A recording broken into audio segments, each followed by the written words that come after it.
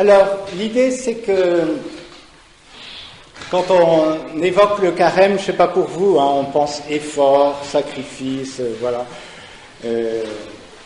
Alors, ça en fait partie, hein, mais quelque part, j'aimerais peut-être prendre les choses un petit peu en amont, dans le sens de dire, mais c'est un moment, justement, ça n'aurait pas de sens le carême si on n'était pas libre. Et quelque part, c'est la première chose, avant même de s'engager à faire des efforts, c'est peut-être reprendre conscience et voir comme c'est beau aussi d'avoir une liberté qui nous est donnée par Dieu.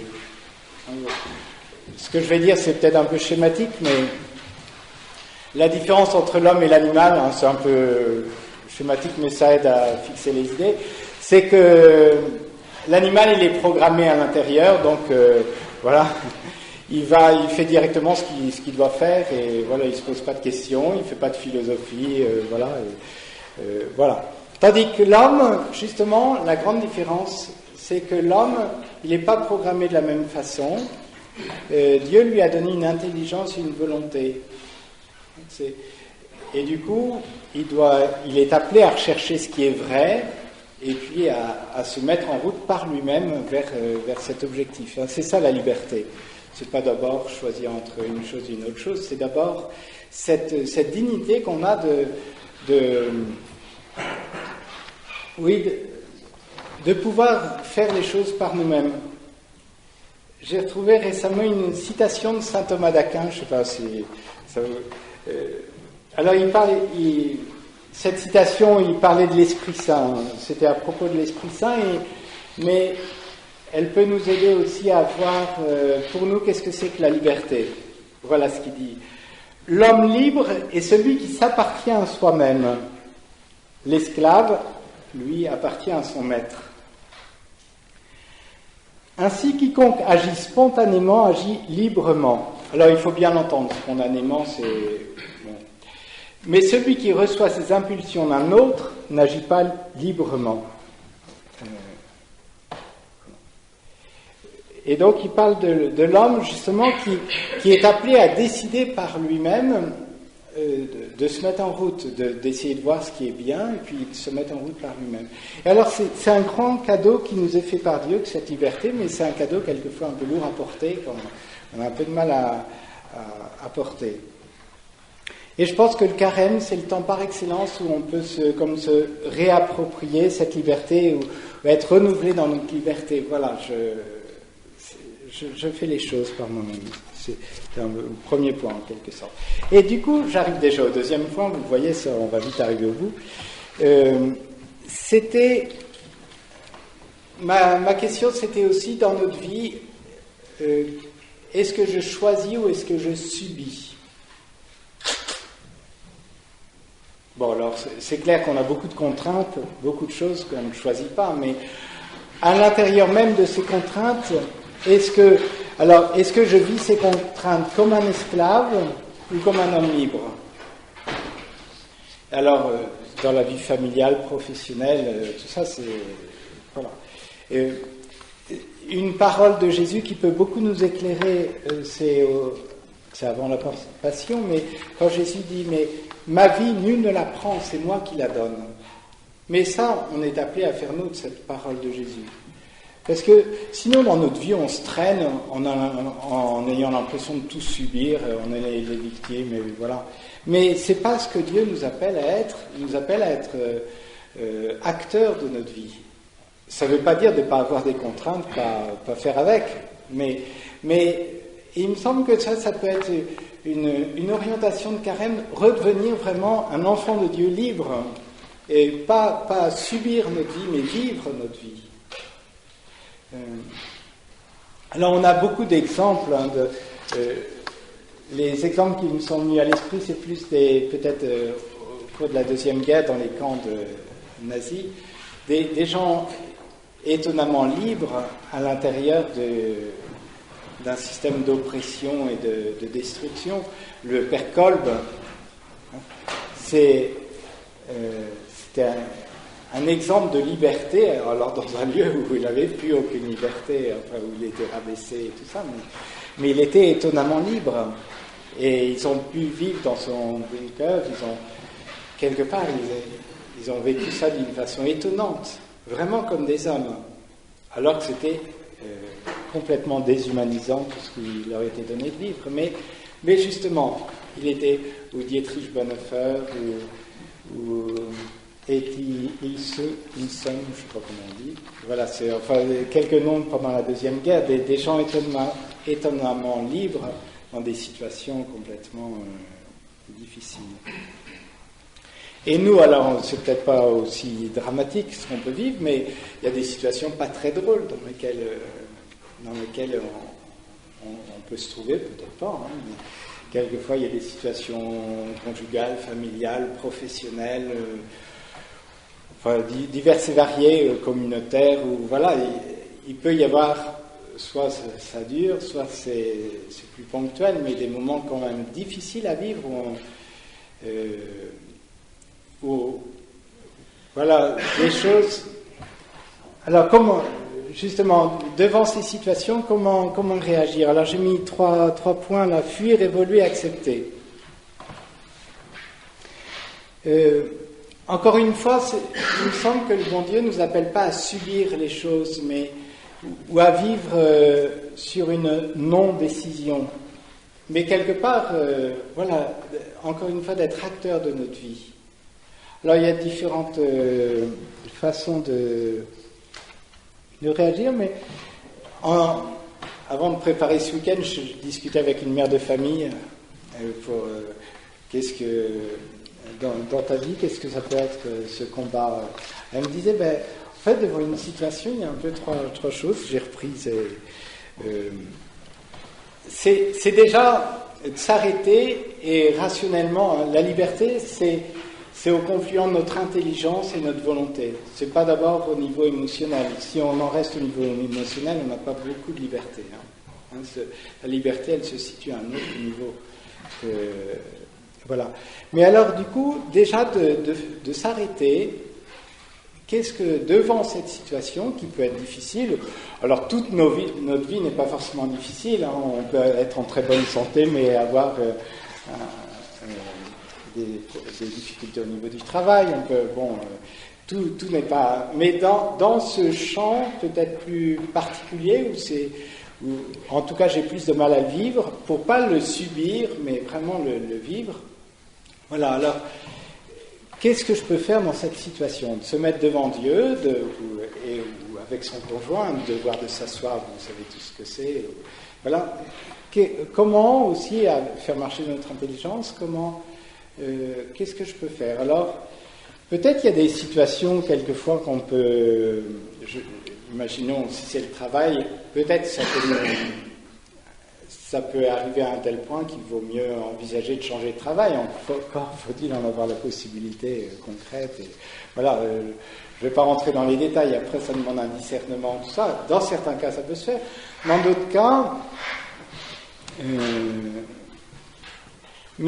Mais si, alors ça c'est une possibilité. Une autre possibilité, c'est peut-être que je peux faire évoluer les choses plutôt que de rester passif devant cette situation. Peut-être que, voilà, on s'assoit, on essaie de voir comment notre plan de bataille, un peu en quelque sorte, ou alors on voit que de toute façon pour l'instant on ne peut pas faire changer les choses, on n'a qu'à courber le dos un petit peu, mais on peut le faire librement. On se dit, je vois bien que tant que les enfants, je ne sais pas, pleureront toutes les nuits, voilà, il ne faut pas que j'espère faire des choses, reprendre un travail, ou je ne sais pas, pour la mère de famille, ou je ne sais pas. Mais voilà, donc pendant cette année-là, j'accepte librement que voilà, ça sera comme ça. Et puis, alors après, le discernement, on peut le refaire l'année suivante, mais ça aide à arrêter le petit vélo qu'on a quelquefois dans notre tête quand on vit une situation difficile. Non, je ne la subis pas, je la prends à bras le corps, et puis je vois qu'est-ce que j'en fais, et peut-être qu'il faudra accepter tout simplement, hein, mais accepter librement. Ma vie, nul ne la prend, c'est moi qui la donne, avec la grâce de Dieu et le soutien des autres. Hein, et ça me paraît une chose pour pas vivre notre vie, pas subir notre vie. Alors, ce qui est difficile pour nous, c'est de durer dans la souffrance. On le voit.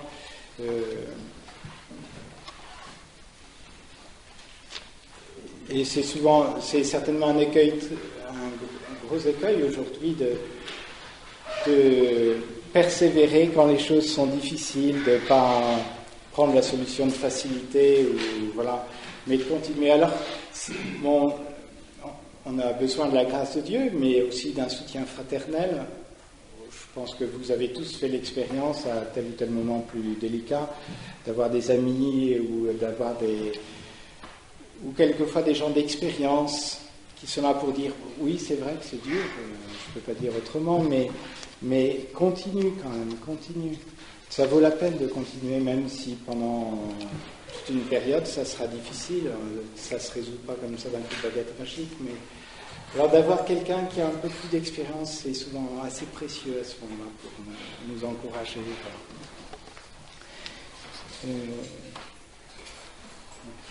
Alors, c'est un peu dans cette perspective, je fais à peine de publicité, mais il y a la semaine famille qui n'est pas encore pleine, alors, pour l'été prochain. Et alors, au cœur de la semaine famille, c'est un peu un sommet de la semaine des familles, c'est le renouvellement des promesses du mariage. Alors, vous avez échangé vos consentements pour toujours le jour de votre mariage, ça c'est clair. Mais en même temps, c'est bien pour nous de réactualiser en quelque sorte ce désir que vous aviez de vous donner à votre conjoint. Ça fait du bien de le réactualiser de temps à autre. Alors, ça vaut pour l'engagement du mariage, ça vaut aussi pour l'engagement dans la vie religieuse, dans le sacerdoce, ça vaut pour beaucoup de choses. Encore une fois, pour pas rester sur une lancée, et puis petit à petit on perd un peu la vitesse, et puis voilà. Mais voilà, reprendre, c'est comme le chant, au bout d'un moment, enfin, c'est souvent notre cas ici, bon, on finit par baisser. Voilà, mais ça demande vraiment de le vouloir. Pour pas baisser, il faut vraiment le vouloir. Sinon, baisse si on le veut. Si on ne soutient pas vraiment la voie, on baisse infailliblement, mais c'est un peu pareil dans notre vie. Si notre volonté n'est pas réactualisée, voilà. Et dans notre vie chrétienne, mais c'est pour ça le carême finalement. C'est refaire ce choix. C'est pour ça que à la vigile pascale, on renouvelle les promesses de notre baptême. Mais tout le carême, c'est pour se préparer à redire ce oui. Ben oui, je crois en Dieu, le Père, le Fils. Et je renonce au péché, je renonce à Satan, je renonce à tout ce qui conduit au péché. Voilà, c'est réactualiser ce choix initial, refaire pour pas vivre notre vie simplement sur une lancée, puis petit à petit on perd un peu de vitesse, et puis voilà.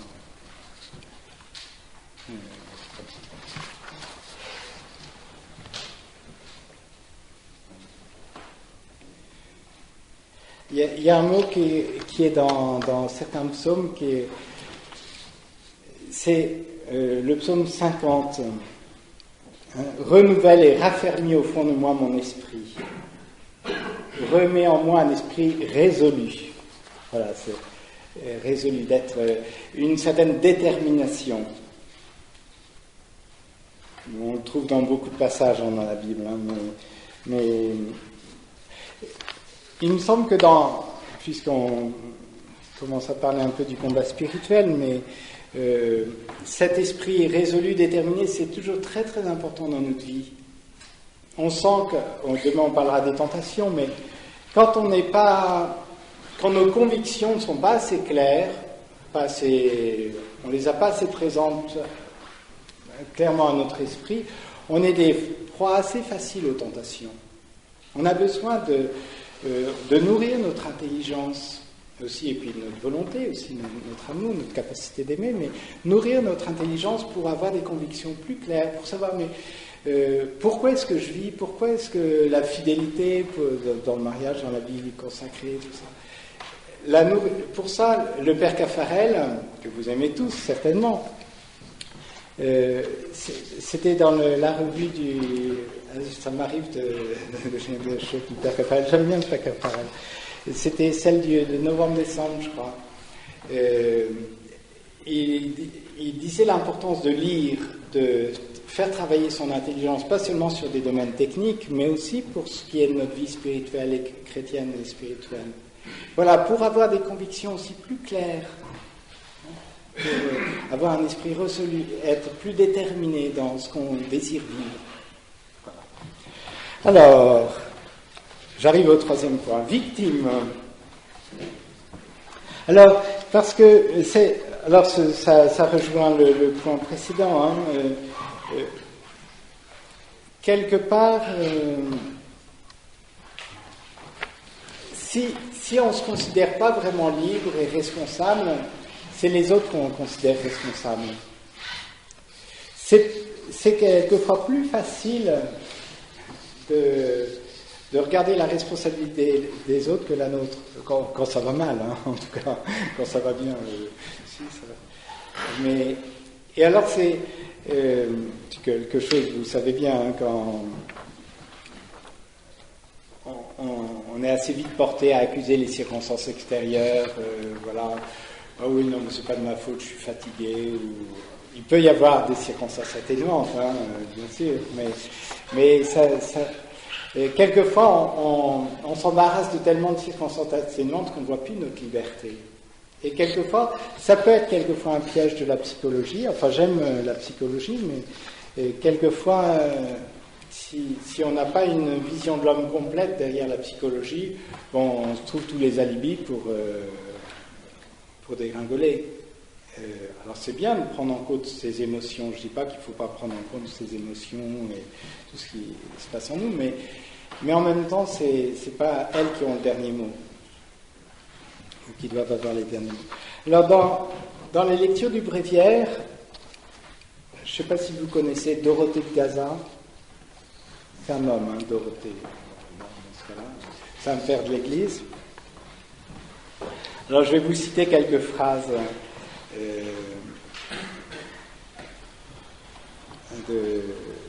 C'était en début de semaine dernière, juste avant le carême. Voilà. La cause de n'importe quel trouble, si nous la recherchons soigneusement, c'est que nous ne nous accusons pas nous-mêmes. Il ne faut pas nous étonner si nous entendons dire à tous les saints qu'il n'existe pas d'autre chemin pour trouver le repos. Pas d'autre chemin pour trouver le repos que de s'accuser soi-même. Ça vous parle peut-être pas spontanément, mais... Nous voyons bien que personne en suivant un autre chemin n'a pu le trouver. Voilà. Aurait-on accompli des milliers d'actions vertueuses, si l'on ne suit pas ce chemin, on ne cessera jamais de faire souffrir les autres et de souffrir soi-même en perdant tout le fruit de son labeur. Celui qui s'accuse soi-même, quelle joie, quel repos il possède partout où il va. C'est pas forcément spontané, hein, parce que je sais pas ce que vous en pensez. Qu'une peine, qu'un outrage, qu'une épreuve quelconque lui survienne, il juge d'avance qu'il en est digne et il n'est jamais troublé. Y a-t-il un état qui soit davantage exempt de soucis? Voilà, alors ça c'est une première partie du texte, je ne sais pas ce que je parle beaucoup. Et alors, une deuxième partie du texte, je trouve ça assez bien vu.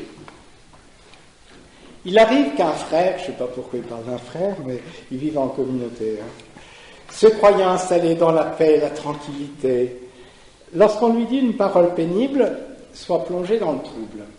Et il juge qu'il a raison de s'affliger en disant en lui-même: s'il n'était pas venu me parler, me troubler, je n'aurais pas de péché. C'est une illusion, c'est un faux raisonnement. Celui qui lui a dit cette parole, y a-t-il introduit la passion? Il lui a révélé la passion qui était en lui, afin qu'il s'en repente s'il le veut. Ainsi ce frère était pareil à un pain de pur froment d'apparence brillante, mais qui une fois rompu ferait voir sa corruption. Il était installé dans la paix, croyait-il, mais il avait au-dedans de lui une passion qu'il ignorait. Qu'un frère lui dise une seule parole et aussitôt a jailli la corruption qui était cachée en lui. S'il veut obtenir miséricorde, qu'il se repente, qu'il se purifie, qu'il progresse, et il verra qu'il devra plutôt remercier son frère d'avoir été pour lui la cause d'un tel profit. Bon, ce que je trouve intéressant dans ce passage de Dorothée de Gaza, c'est que si on accuse toujours l'extérieur de nos problèmes, on n'avancera jamais dans notre vie humaine et spirituelle. Il faut savoir se remettre en cause. Alors, ça ne veut pas dire, encore une fois, qu'on n'a pas des circonstances atténuantes. Ça ne veut pas dire non plus qu'il faut l'encourager à nous dire des bêtises ou tout ça. Bon, mais quelque part, ça nous parle bien du combat spirituel. Voilà, dans notre vie, on peut passer son temps à trouver toujours des boucs émissaires autour, mais sans jamais se remettre en question. Mais alors, on n'avancera jamais. Alors, et ça, c'est aussi un travail de l'Esprit Saint, qui est de nous permettre d'accepter aussi nos travers, nos limites, parce que c'est jamais agréable, hein, quand on nous met le doigt sur nos défaillances. Je suis comme vous, hein. On préfère qu'on nous applaudisse, et voilà. Et alors, le curé d'Ars, il employait une image pour l'Esprit Saint, il disait, c'est comme les lunettes, ça nous permet de voir le bien et le mal en grand. Du coup. Et alors, vous vous rappelez peut-être le matin de la Pentecôte, enfin vous vous rappelez en lisant les Actes des Apôtres, quand Pierre parle aux gens, il dit, mais vous avez crucifié Jésus. Oh. Là, ils n'étaient peut-être pas tous là au pied de la croix, hein, mais auprès de... quand Jésus a été jugé, mais Dieu l'a ressuscité d'entre les morts. Et alors là, d'entendre cela, dit Saint Luc, tous ont le cœur transpercé. Ils disent, mais que devons-nous faire? Alors là, on sent que c'est vraiment l'œuvre de l'Esprit Saint. Saint Jean dit, l'Esprit Saint convainc le monde de péché. Hein, c'est dans Saint Jean chapitre 16. C'est ça, c'est l'Esprit Saint qui nous fait percevoir aussi notre propre responsabilité. Mais il ne nous la fait pas percevoir comme celui qu'on appelle l'accusateur, c'est Satan, hein, qui nous pointe le doigt, mais pour nous enfoncer. Quand l'Esprit Saint nous le fait percevoir, c'est que déjà il veut nous en libérer de ça. Déjà on a la promesse d'être sauvés du péché. Hein, c'est pas pour nous faire déprimer, mais au contraire pour nous faire grandir s'il nous montre ça. Voilà. Alors, l'œuvre de l'Esprit Saint, voilà, on est arrivé. Deuxième moment, c'est sur le combat spirituel. Je détaille un petit peu plus.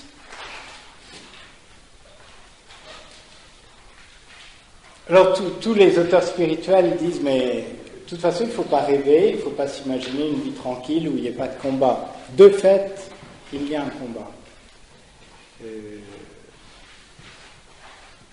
Alors, je vais vous citer un petit passage du catéchisme de l'Église catholique, qui est votre livre de chevet, je pense que sitôt que vous avez des questions qui vous tourmentent, qu'est-ce que dit le catéchisme? Voilà, cette situation dramatique du monde qui tout entier gît au pouvoir du mauvais fait de la vie de l'homme un combat. Un dur combat contre les puissances des ténèbres passe à travers toute l'histoire des hommes. Commencé dès l'origine, il durera, le Seigneur nous l'a dit, jusqu'au dernier jour. Engagé dans cette bataille, l'homme doit sans cesse combattre pour s'attacher au bien, et non sans grands efforts. Avec la grâce de Dieu, il parvient à réaliser son unité intérieure. Voilà. Je ne vais pas vous les prendre toutes, hein, mais il y a un certain nombre de paroles de Jésus où il dit, mais je ne prie pas que tu les retires du monde, mais que tu les gardes du mauvais. Hein. Donc il nous promet pas qu'on aurait une vie tranquille, et voilà, c'est pas ce que Jésus nous promet. Quelques sectes peuvent quelquefois promettre ça, soyez tranquilles. Jésus ne nous promet pas la tranquillité, ou Marie à Bernadette, ou voilà. Il ne nous promet pas forcément la facilité, mais il nous promet qu'il est là, qu'il ne va pas nous laisser tout seuls dans ce combat. Courage, j'ai vaincu le monde. Ça fait partie de notre vie chrétienne. Donc il y a un combat, c'est un fait. Et peut-être aujourd'hui, il y a un combat très particulier qui touche la famille.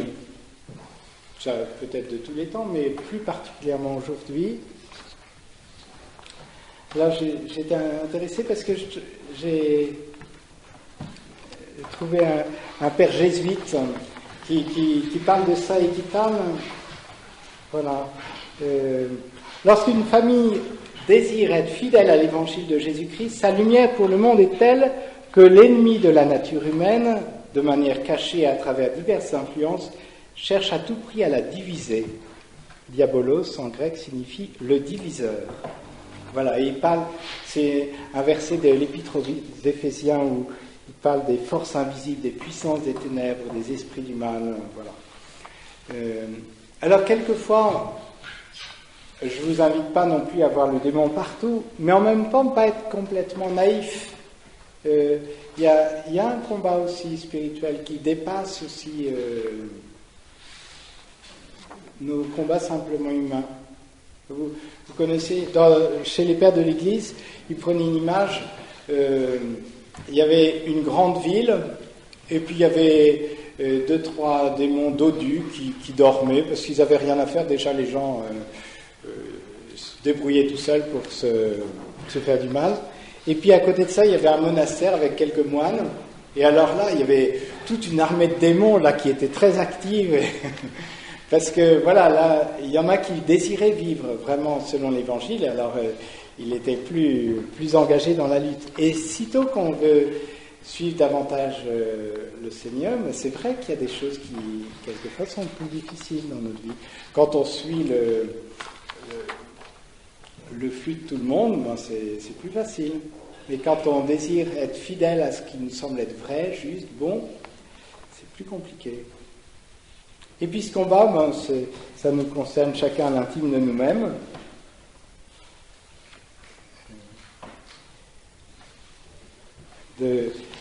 Dans son encyclique sur l'espérance, Benoît XVI avait parlé justement il y a des numéros très très beaux que j'aime beaucoup quand il parle des lieux justement où on peut expérimenter cette espérance. Il parle de la souffrance et parmi ces lieux, il dit ben, justement, qu'est-ce qu'on choisit, le bien ou le bien-être?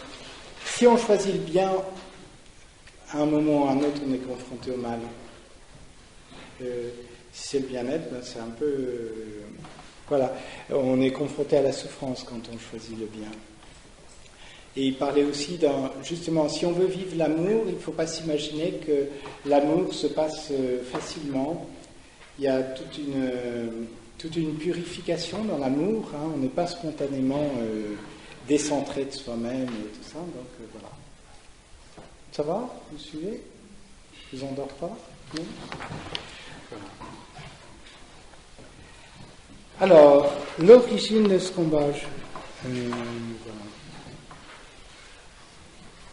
Alors, en nous-mêmes, bon, il n'y a pas besoin de forcément de développer beaucoup, hein, de voir que nous, ben, tout à l'heure, s'il y avait un texte du catéchisme qui parlait de réaliser son unité intérieure, on sent bien que, entre ce que dit saint Paul, hein, le bien que je voudrais faire, je ne le fais pas, le mal que je ne voudrais pas faire, je le fais quand même. Hein, on sent qu'en nous, entre ce qu'on voit être bien, et puis c'est un peu la tentation, ça, et puis finalement ce qu'on fait, voilà. Voilà, alors le combat, il ne faut pas tout... Le démon a quelquefois bon dos. Il n'est pas responsable de tout, hein. On a aussi notre propre responsabilité. Et voilà. Il y a aussi dans le monde, hein, c'est quelque chose d'extérieur à nous, mais qui vient trouver une connivence en nous. Et voilà. Et alors là aussi, on peut alors ça peut être le monde qui nous présente telle ou telle chose, ou alors ça peut être, troisième cause, plus Satan. Hein. Satan, c'est important de savoir qu'il n'agit pas sur notre intelligence en tant que telle, mais plutôt sur notre imaginaire. Peut-être qu'on y reviendra un petit peu avec la tentation d'Ève. C'est un passage ultra connu, mais toujours très, très beau. On voit petit à petit comment le démon vient toucher Ève au cœur et finalement elle consent. Et quand on dit à la fin du Notre Père, délivre-nous du mal, c'est, là encore, mal c'est avec un M majuscule. Dans le catéchisme de l'Église catholique, voilà ce qu'il dit. Dans cette demande, délivre-nous du mal, le mal n'est pas une abstraction, mais il désigne une personne, Satan le mauvais, l'ange qui s'oppose à Dieu. Mais en parlant de Satan, là, il ne s'agit pas de se faire peur et puis d'avoir des cauchemars. Hein. Parce que tous les saints disent, mais c'est comme un chien, il est attaché. Si tu t'approches pas trop, il est plus méchant que le nôtre. Mais si tu t'approches pas, il te mord que si tu t'approches, si tu rentres dans le rayon de voilà où il peut bouger. Mais voilà, donc quelque part, il faut avoir conscience. Oui, il y a Satan existe, le démon existe bien, mais en même temps, il n'y a pas un Dieu du mal et un Dieu du bien. Il n'y a qu'un Dieu qui est le Dieu du bien. Et le mal, c'est une créature. Satan reste une créature avec un pouvoir limité. Donc, il ne s'agit pas non plus d'être terrorisé. Voilà. Dieu nous donne... Jésus a déjà vaincu le tentateur. Alors après, bon, on verra un peu comment faire.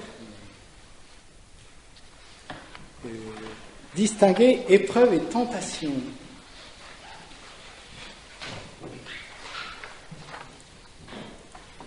Alors c'est le catéchisme qui voit un peu cette différence. L'Esprit Saint nous fait discerner entre l'épreuve nécessaire à la croissance de l'homme intérieur en vue d'une vertu éprouvée et la tentation qui conduit au péché et à la mort. On la voit, d'après ce que dit le catéchisme, on voit un peu à l'effet. Le but de l'épreuve, c'est... je ne sais pas si on prend l'image dans le sport, c'est voilà, on s'entraîne et tout ça, ça demande des efforts et tout ça, mais au bout du compte, c'est pour progresser. Le but de l'épreuve, c'est plutôt le progrès. Tandis que la tentation qui nous vient plutôt de l'extérieur, c'est pour nous faire tomber au contraire.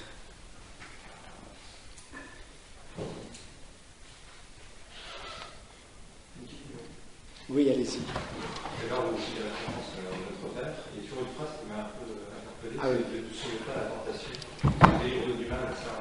Ah, ça tombe très bien, votre remarque. Parce que, effectivement, je relisais dans un commentaire exégétique, alors moi je ne suis pas compétent en la matière, mais c'est vrai que spontanément, on préfère ça nous semble plus compréhensible, ne nous laisse pas succomber à la tentation. Parce que Dieu ne nous tente pas en tant que tel. Mais alors il y a une difficulté, justement, dans la traduction, on choisit entre tentation, entre épreuve. Alors on ne peut pas demander à Dieu de nous protéger des épreuves, ça c'est pas dans le sens aussi de ce que nous enseigne toute la Bible en général, où on voit bien Job et tout ça, bon, et Dieu n'épargne pas, nous enlève pas forcément l'épreuve, mais la tentation, dans ce que j'ai compris, c'est à ce moment-là, c'est pas quelque chose tellement d'ordre psychologique, un petit peu le processus psychologique où on va tomber. La tentation, je crois, c'est plus au terme d'être coupé de Dieu. C'est vraiment la grande tentation où on serait coupé de Dieu. Alors, je ne suis pas très compétent. Alors, la traduction du Notre Père, je crois que les exégètes l'ont voulu comme ça, parce que c'est plus proche du texte grec. Voilà. Donc, ils ont voulu pas forcément mettre leur interprétation trop vite, mais bon, alors je n'ai pas de réponse toute faite. Je ne suis pas exégète avec assez de compétences pour dire comment ce serait mieux. Ce qui est vrai, c'est que Dieu ne nous tente pas. Dans l'Ancien Testament, on voit, plutôt au début de l'Ancien Testament, par exemple, si vous pensez à David qui fait le recensement, il y a deux lectures du même événement. Il y a un événement, c'est presque Dieu qui lui inspire, et puis après, et après, une autre lecture, non, c'est Satan qui lui inspire ça. Quelque part, petit à petit, dans la Bible, plus clairement, le tentateur, c'est Satan. Dieu ne nous tente pas. Dieu ne nous tente pas. Ça, c'est clair. Au début de la Bible, c'est quelquefois dans la présentation, c'est un peu plus compliqué. Je ne sais pas si je vous ai beaucoup éclairé. Ça participe à... On pourra...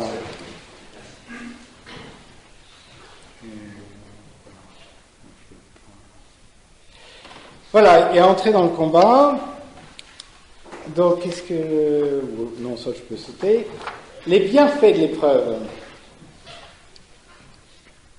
Alors ça, c'est aussi quelque chose d'assez constant chez les auteurs spirituels, et d'abord dans la Bible, où voilà, c'est l'or qu'on purifie au creuset, voilà.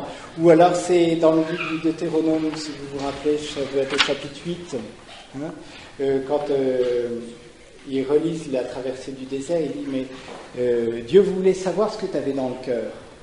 Voilà, alors c'est pour ça qu'il a fallu que tu éprouves la faim et tout ça. Il voulait un peu voir si c'était de façon désintéressée que tu aimais Dieu, ou si c'était simplement parce que tu mangeais bien et tout ça, et que voilà, parce que donc les bienfaits déjà pour se connaître et après pour être purifié. Pour se connaître, je reviens un peu en arrière. Voilà ce que dit saint Augustin. Personne ne se connaît soi-même sans avoir été éprouvé. Quelque part, on peut revenir à ce que disait Dorothée de Gaza tout à l'heure. Tu penses être quelqu'un de très vertueux, voilà. Mais en fait, tu vis qu'avec des gens très sympathiques autour de toi, donc finalement, tu n'as pas de raison de t'énerver. Mais si on te mettait avec des gens insupportables, tu verrais un peu ce que... Alors, c'est juste une idée qui me rapporte à l'esprit, mais il ne faut pas appliquer les gens insupportables. Je trouve très bien, pour les jeunes frères, de retourner en vacances en famille. Parce que quelquefois, on a l'illusion, on prie bien, tout ça, voilà. On retourne en famille, dans la communauté, normalement, on peut passer une quinzaine de jours chaque année en famille. Mais je me rappelle, les premières années, c'était pas simple parce qu'on se retrouve comme on était avant. Quasiment, toutes nos belles illusions, elles tombent. On pensait avoir fait quelques progrès, mais on retombe dans le cercle familial avec, enfin, ce que vous connaissez, même si c'est pas des choses dramatiques. Mais du coup, je trouve que c'est très bénéfique. Ça nous fait tomber un peu de nos illusions. Quelquefois, on pense avoir beaucoup. Et l'épreuve, là, elle nous permet de nous connaître nous-mêmes. Et nous éviter quelques illusions sur notre compte. Et quelquefois, c'est pas mal. Pour l'humilité, c'est profitable. Et les bienfaits de l'épreuve, c'est pour nous faire grandir aussi dans la foi, l'espérance, la charité. Là aussi, la foi, il y a des tas d'exemples dans la Bible, mais voilà, la foi, on est appelé à... On parle de nuit de la foi pour certains, ou pour la petite Thérèse ou bien d'autres. Mais c'est ça. Est-ce que... Voilà, ce moment de la purification, mais aussi pour grandir, parce qu'on voit que c'est des vertus c'est quelque chose qui est appelé à grandir. Le Concile Vatican II, pour la Vierge Marie, a dit quelque chose qui n'était peut-être pas habituel de dire auparavant, de dire que Marie avait progressé dans la foi, l'espérance, la charité. Ça ne veut pas dire qu'elle avait péché, Marie. Ça veut dire elle a toujours été au top de ce qu'elle pouvait être, mais n'empêche que ça a grandi en elle. Elle n'a pas eu la foi comme ça, et puis elle a pas eu de questions à se poser, tout était, voilà, tout roulait. Non, à chaque fois, c'était aussi un itinéraire pour elle. Ça n'a pas été facile non plus pour elle. C'était pas du coton, voilà, tout va bien. Non, elle a eu des mérites. Enfin, elle est pas pour rien non plus dans sa foi. Et nous aussi. Alors peut-être que j'y reviendrai, mais bon, si j'oublie, je pense à un domaine très particulier. Alors, souvent pour les jeunes ou pour les fiancés, c'est important de ne pas voir, avec le domaine de la chasteté, c'est assez clair dans ce domaine-là. Hein, le petit bébé, il n'est pas chaste du tout. Il ne se pose pas de problème. Il n'a pas de problème.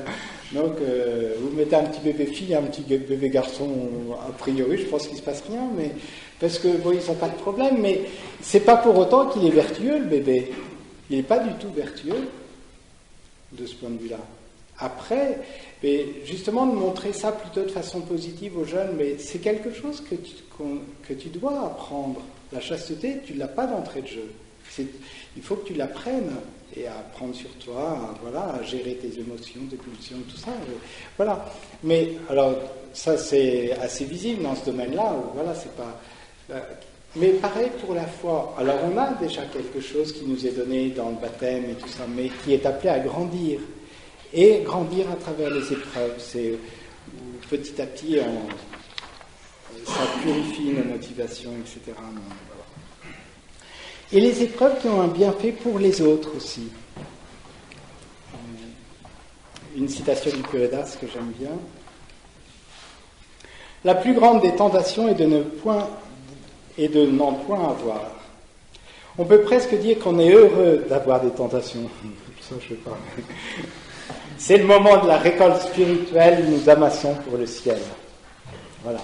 Mais c'est vrai. Alors, ce qu'il dit de la tentation, c'est peut-être plus vrai de l'épreuve. C'est quelquefois on oscille entre les deux mots, mais le catéchisme les distingue.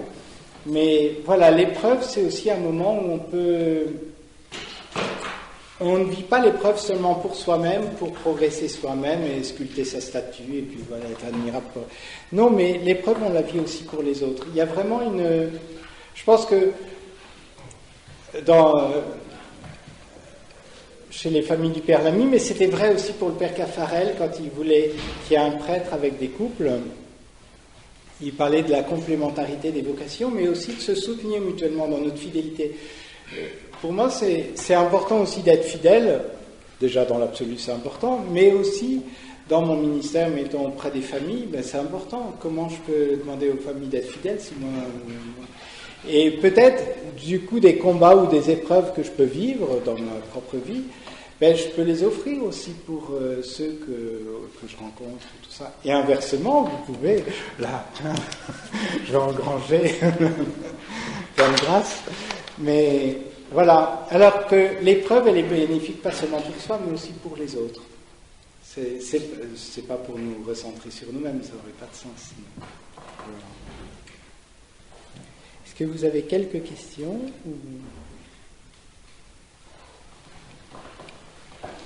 Souvent, il me faut du temps pour répondre aux questions. Alors peut-être à la fin du week-end, je pourrais vous répondre un peu plus précisément.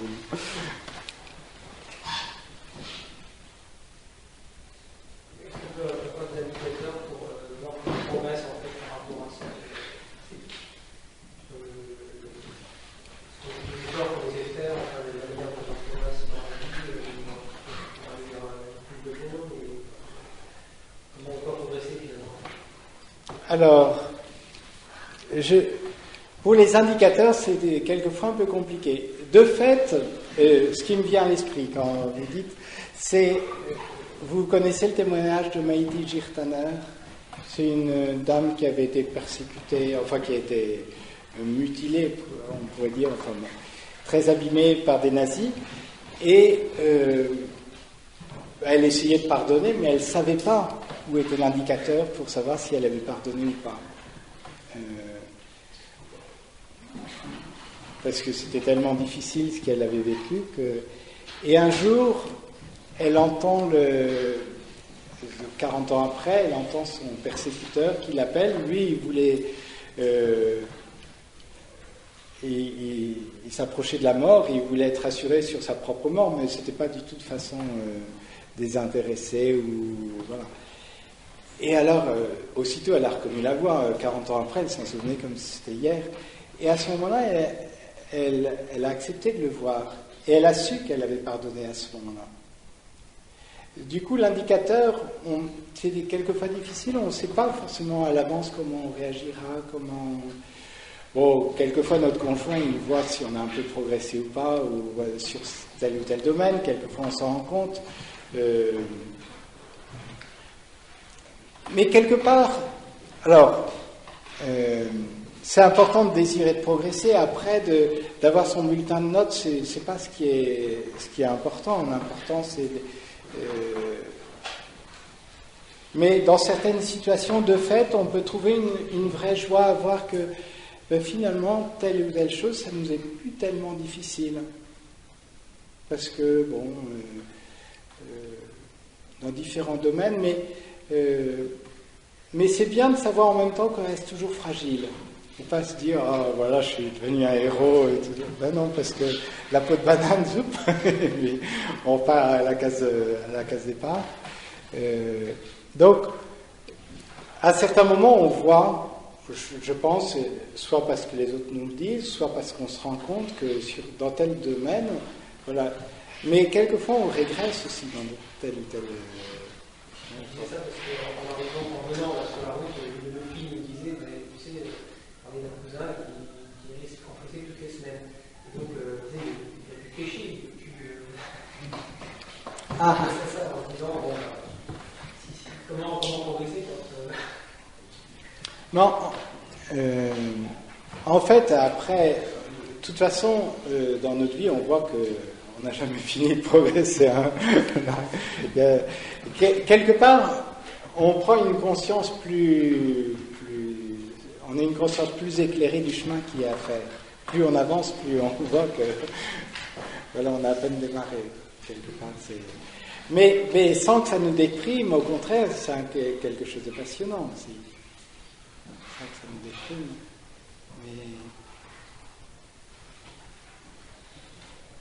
Mais certaines fois, c'est vrai qu'on peut voir qu'on est... Voilà, c'est pour que vous ne les voyez pas, on va les cacher au fond du parc. Ou qui ne vous voit pas, au moins.